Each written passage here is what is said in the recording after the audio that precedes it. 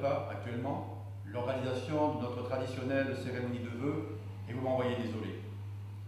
Pour cette raison, je m'adresse à vous par l'intermédiaire de notre site communal et de notre page Facebook pour vous souhaiter, au nom de notre conseil municipal et à mon nom personnel, des vœux de santé, des vœux de réussite pour les actions que vous aurez à entreprendre et des vœux de bonheur pour cette nouvelle année 2022 qui vient de commencer.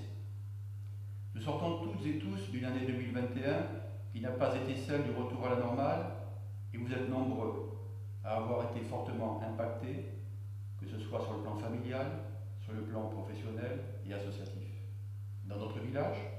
nous avons eu à nous mobiliser afin d'adapter le fonctionnement de notre école aux différents protocoles successifs et le plus souvent dans l'urgence. Pourtant, force est de constater que 2021 aurait été une année utile pour notre commune, durant laquelle nous aurons pu poursuivre, vaille que vaille, la mise en œuvre de notre feuille de route, qu'il s'agisse du bouclage du dossier d'aménagement du centre-bourg, avec des travaux qui devraient commencer d'ici quelques jours, la réalisation du nouvel espace intergénérationnel de la plaine des sports, la réfection de la toiture de l'école, la réalisation du potager de l'école, la mise en place de l'heure de broyage, les travaux du cimetière ou bien encore le programme important de voirie. Par ailleurs, nous avons adopté en conseil municipal et à l'unanimité les 18 actions de notre programme en matière d'environnement et de développement durable et délibéré, ici aussi à l'unanimité, sur la création de comités consultatifs destinés à encourager la démocratie participative. En 2021, notre village était magnifiquement animé par nos associations, que je remercie, notamment sportives, culturelles, communales, intercommunales, et par l'implication de nos élus qui ont accompagné un nombre non négligeable de manifestations. Mes pensées vont également à nos anciens et aux personnes souffrantes pour qui la période difficile que nous avons traversée et que nous continuons malheureusement à traverser conduisent à bien des difficultés. Et je remercie notre centre communal d'action sociale, ses élus et ses bénévoles pour leur accompagnement du quotidien. Pour cette nouvelle année, les projets sont également nombreux. Ainsi, nous aurons à travailler sur le projet de rénovation de notre salle des fêtes, de notre église Saint-Pierre-Estien et de la salle Bultrier, qui devrait être affectée principalement à l'enseignement musical. À Esconac débuteront bientôt les travaux d'assainissement, tant attendus depuis de nombreuses années, et nous devons en remercier le SIEA, et également, puisque nous parlons d'Esconac, la création d'un parking de proximité grâce à la bienveillance de M. Pina. Par ailleurs, nous aurons à lancer une étude globale à l'échelle de notre commune afin d'établir un plan de circulation et de stationnement destiné à faciliter les mobilités douces. Dans le cadre des 18 actions communales pour l'environnement que j'évoquais tout à l'heure,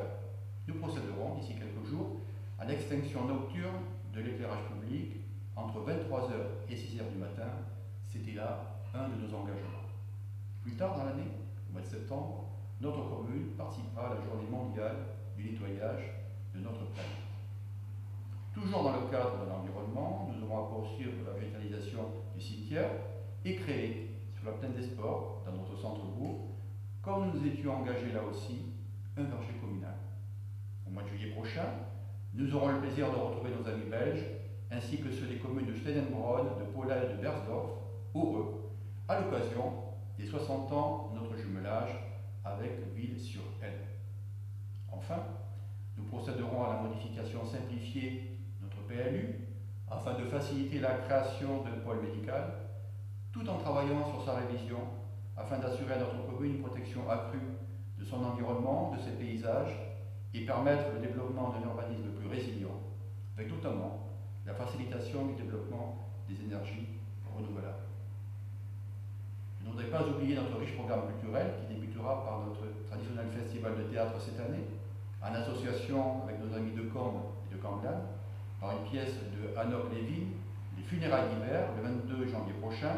une pièce très gaie, me dit-on, contrairement à son titre, qui pourrait nous laisser penser le contraire. Pour conclure, je voudrais saluer tous nos nouveaux habitants en leur souhaitant la bienvenue dans notre beau village et leur dire que nous organiserons dans les prochaines semaines, sous réserve bien entendu des évolutions de la situation sanitaire, un moment de convivialité pour les accueillir.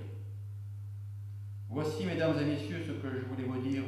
très succinctement à l'occasion de ces vœux bien inhabituels,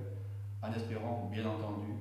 vous revoir très bientôt et vous retrouver autour d'un moment de convivialité. Je vous souhaite à toutes et à tous une très belle année 2022.